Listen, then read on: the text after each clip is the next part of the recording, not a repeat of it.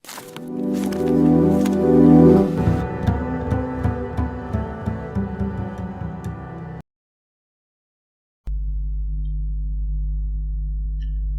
misalnya hendak sugih, sedangkan kita kada tahu, barangkali sugih itulah yang menyebabkan kita masuk ke dalam neraka. Kada tahu. Hendak jadi pejabat, umpamanya ditawari, bang, kita kada tahu, barangkali jadi pejabat itulah yang menyebabkan kita masuk dalam neraka. Hendak jadi ini, kada tahu kita nama yang baik untuk kita. Nah, hubungannya adalah hubungannya dengan doa. Orang yang tafwid itu orang yang kada mau minta kepada Allah kecuali sesuatu yang pasti baik.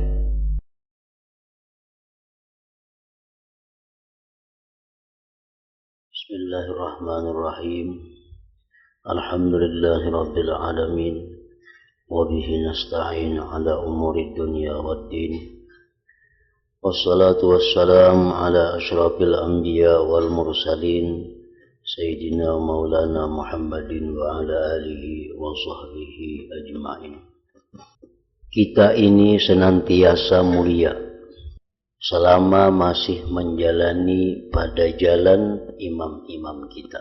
Kita ini senantiasa mendapat petunjuk dari Allah, mendapat bimbingan dari Allah selama kita masih menjalani pada jalan imam-imam kita, tempat ibadah kita dan tempat pengajaran kita. Tidak henti-hentinya para imam itu mengeluarkan, menerbitkan orang-orang yang menjadi pemuka agama, seperti Al-Ustadz Abu Ishaq Abu Hamid, Abu Tayyib Ibnu Paurak, guruku Abu Bakar Al-Warraq, dan sebagainya. Juga mengeluarkan, menerbitkan orang-orang yang benar-benar tekun dalam beribadah, seperti Abu Ishaq Ash-Shirazi, Abu Sa'id As-Sufi, Nasrul Maqdisi, dan lain-lain, yang mana mereka itu melebihi umat dalam ilmu dan zuhudnya, hingga sampai pada kita yang lemah hati dan bercelumur kotoran, berupa perintang-perintang yang bahayanya lebih banyak dibanding dengan manfaatnya. Akhirnya urusan agama menjadi semakin mundur, himmah manusia terjelapak, berkah agama terbang, rasa enak dan manisnya ibadah hilang, sehingga jarang sekali orang beribadah yang bisa bening dan bersih ibadahnya atau bisa memperoleh ilmu dan hakikat.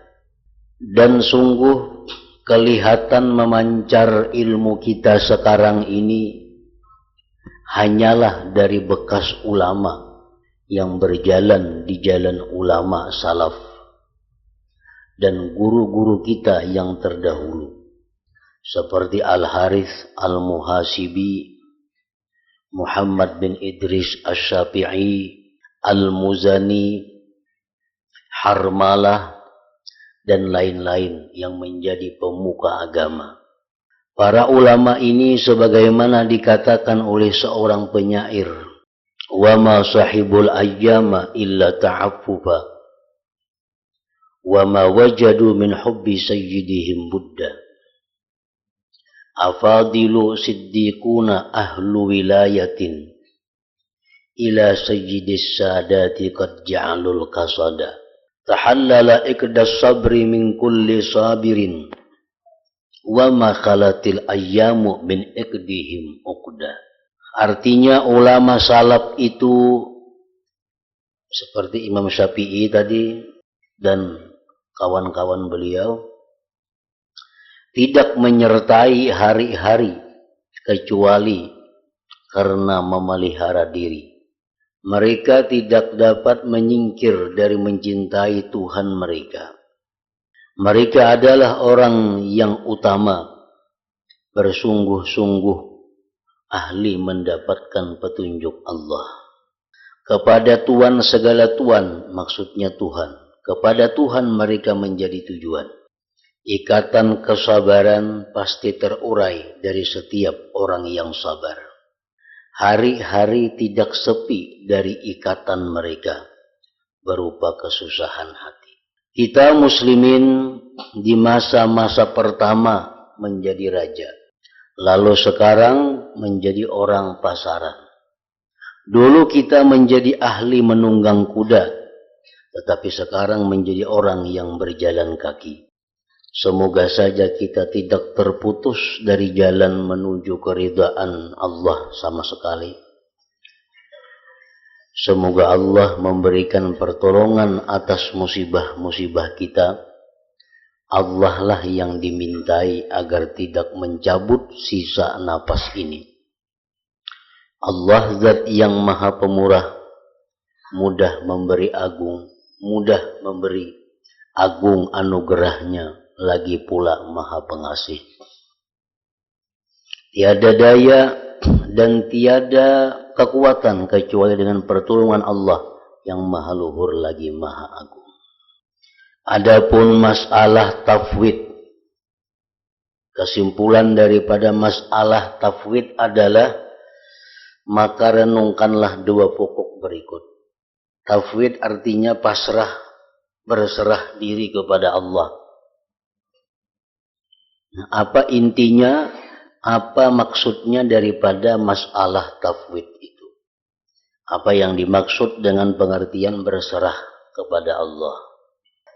Maka renungkanlah dua pokok berikut. Yang pertama, engkau harus mengetahui.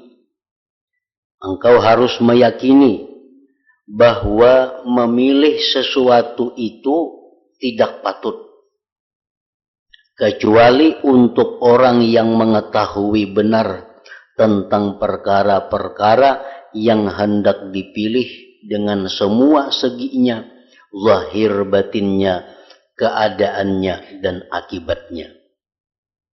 Kalau tidak, maka orang yang memilih tentu tidak aman dari pilihan yang menyebabkan kerusakan dan kebinasaan.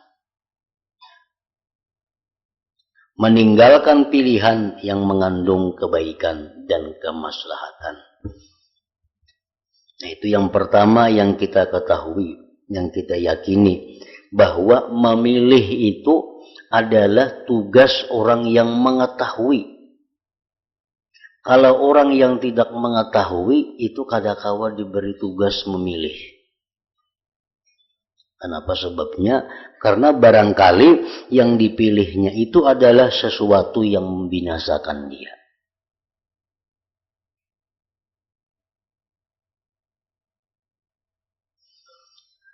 Nah, jadi yang pertama, Imam Ghazali menegaskan bahwa orang yang memilih itu orang yang tahu seluk-beluknya dari segala sisinya, segala seginya. Orang yang kada tahu, kadangkala disuruh memilih. Orang buta contohnya. Pilihakan bang, aku namanya antara dua ini yang paling baik. Pakaian umpamanya, kain umpamanya. Pilihakan bang, namanya yang baik antara dua ini. Sedangkan orangnya buta. Tentu orang buta kadangkala disuruh memilih.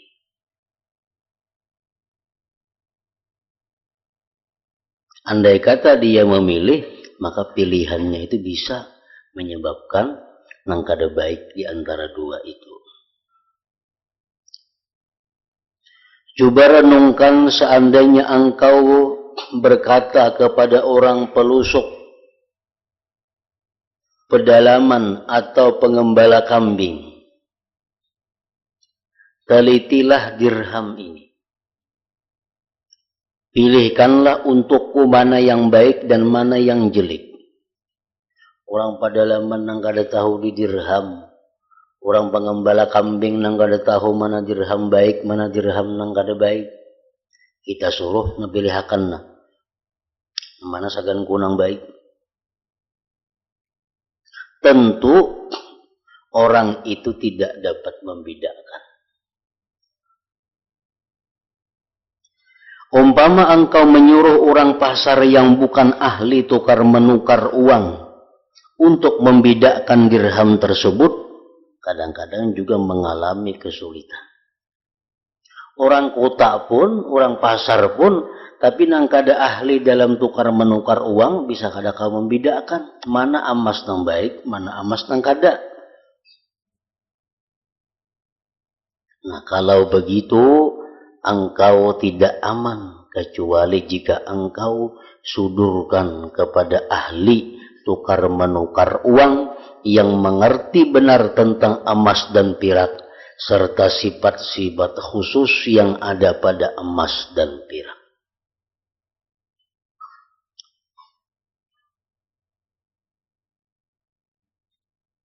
Ilmu semacam ini, yakni pengetahuan yang meliputi perkara-perkara dari segala segi, tidak pantas selain untuk Allah, Tuhan sekalian alam, Tuhan yang Maha Esa, yang tidak ada sekutu baginya.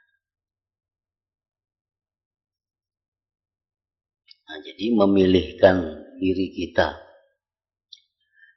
ini akan datang karena apakah kita ini jadi pegawai, apakah kita ini akan datang jadi petani, apakah kita ini akan datang jadi pedagang, adakah kita akan datang ini jadi pengusaha, apakah kita akan datang ini jadi peternak kambing, peternak ayam, nang mana nang baik sagan kita di masa akan datang itu, nah kita kada tahu. Hendaknya kita minta pilihakan lawan orang nang tahu mana nang paling baik lawan kita, mana nang paling cocok dengan kita. Nah, nang tahu segala-galanya itu adalah Allah Subhanahu wa Ta'ala.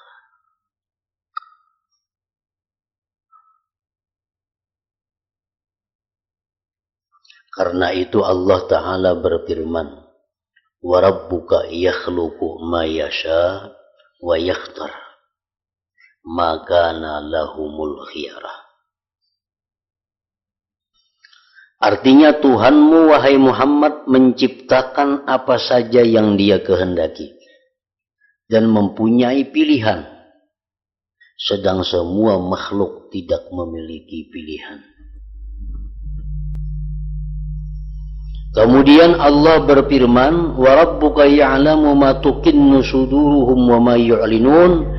Artinya Tuhanmu mengetahui apa yang disembunyikan dalam hati segala makhluk dan apa yang diperlihatkan. Jadi nang tahu semuanya itu adalah Allah.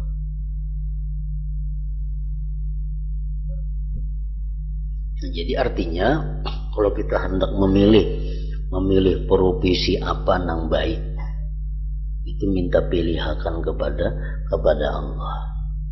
Kada betah salah, kada betah luput, karena Allah mengetahui apa nang cocok nang patut kepada kita.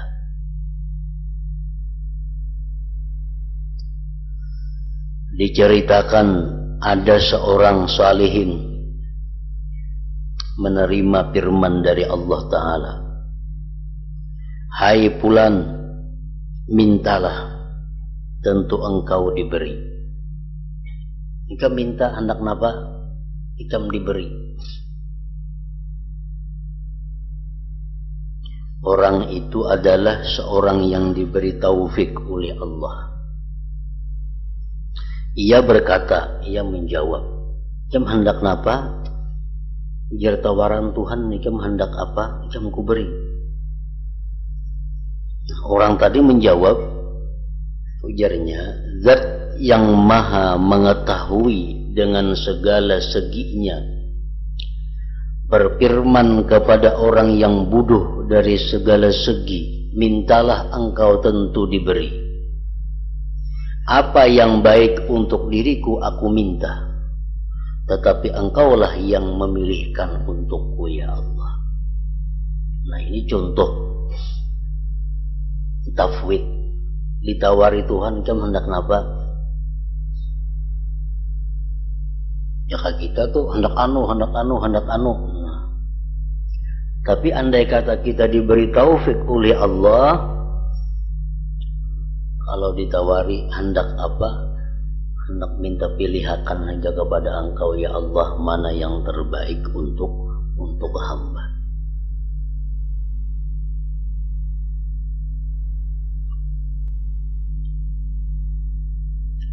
Karena misalnya hendak sugih, sedangkan kita kada tahu, barangkali sugih itulah yang menyebabkan kita masuk ke dalam neraka. Kada tahu. Hendak jadi pejabat, umpamanya ditawari bang, kita kada tahu barangkali jadi pejabat itulah yang menyebabkan kita masuk dalam neraka. Hendak jadi ini, kada tahu kita nama yang baik untuk kita. Nah, hubungannya adalah hubungannya dengan doa. Orang yang tafwid itu orang yang kada mau minta kepada Allah kecuali sesuatu yang pasti baik.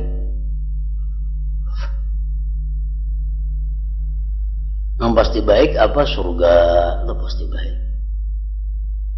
Rahmat Allah pasti baik. Ampunan dosa pasti baik. Ilmu yang bermanfaat pasti baik.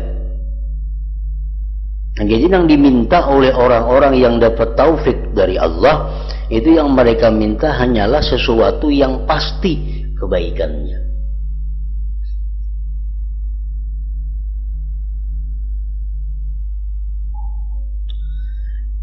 Coba jawab, andai kata seseorang berkata kepadamu, andai kata seseorang berkata kepadamu, ujar orang itu, aku akan mengurus semua urusanmu dan mengatur semua apa yang menjadi keperluanmu, apa saja yang menjadi kemaslahatanmu. Jadi semua urusanmu hendaklah engkau serahkan kepadaku, dan engkau hendaknya menyibukkan diri kepada apa yang bermanfaat bagi dirimu.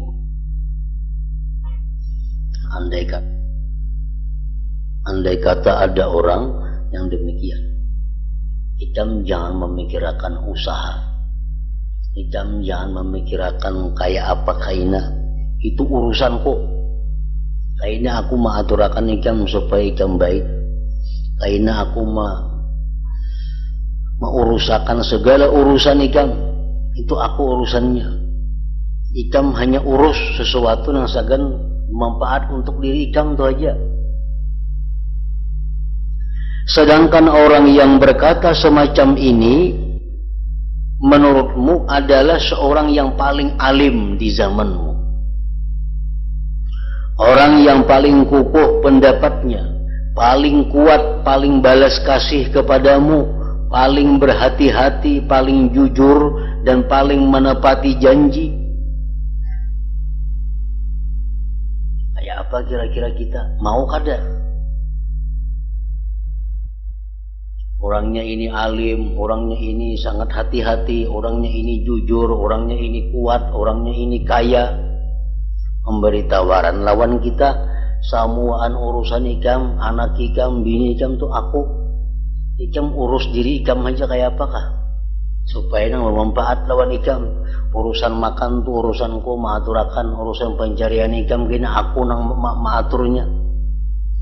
Nah, andai kata ada orang seperti itu memberi tawaran kepada kita, apakah engkau tidak memanfaatkan kesempatan? Apakah hal ini tidak engkau anggap sebagai nikmat paling besar? Tentu engkau merasa menerima bantuan yang besar dari orang tersebut. Engkau pasti menghaturkan syukur terima kasih kepadanya sebanyak-banyaknya.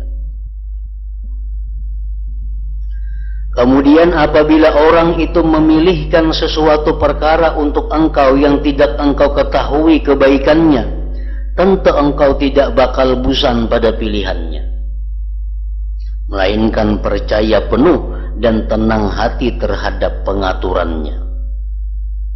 Engkau tahu bahwa orang itu pasti memilihkan apa yang terbaik untukmu, dan ia tentu tidak mengawasi apapun selain apa yang membaguskan diri engkau, bagaimanapun bentuknya, sesudah engkau memasrahkan urusan engkau kepadanya, dan ia telah menanggung engkau.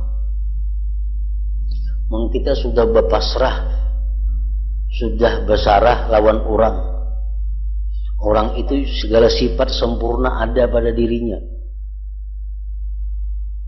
Ada sejauh-jauh kita berpasrah diri lawan dokter. Kita berpasrah diri lawan dokter.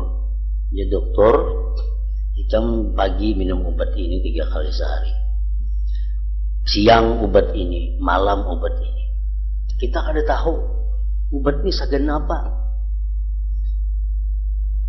Kebanyakan obat bisukan 3 biji suruh minum oleh dokter, siang 3 biji, malam 3 biji. Banyak obat diberi dokter, mana pahit, mana banyak. Kita manfaatnya ada tahu obatnya sagan mana, nang 3 macam nih, nang mana sagan ini, kita ada tahu. Cuma karena kita percaya dengan dokter, kita memasrahkan urusan kita lawan si dokter ini, sehingga apa yang disuruhnya kita, walaupun kita kada tahu apa tujuannya, tapi kita percaya bahwa apa yang diberi dokter itu adalah baik. Nah, apa yang diberikan dokter itu adalah baik. Ini contoh hubungan manusia dengan dokter dan dengan Allah Subhanahu wa ta'ala. Kita berpasrah kepada Allah. Ya Allah, urusan hidupku, urusan anak biniku, kuserahkan kepada Engkau. Aku yakin bahwa Engkau yang maha bijaksana, Engkau maha mengetahui, Engkau maha melindungi, Engkau tidak akan menyia-nyiakan kami sekeluarga. Nah, kita bersarah setiap hari kepada Tuhan demikian. Lalu esok hari diberi Tuhan, apakah? Nikmatkah diberi Tuhan apakah? Kita meyakini bahwa ini baik. Kenapa? Karena kita sudah percaya bahwa Tuhan itu kadang akan memberikan yang kada baik kepada kita, walaupun yang kada sesuai dengan selera kita.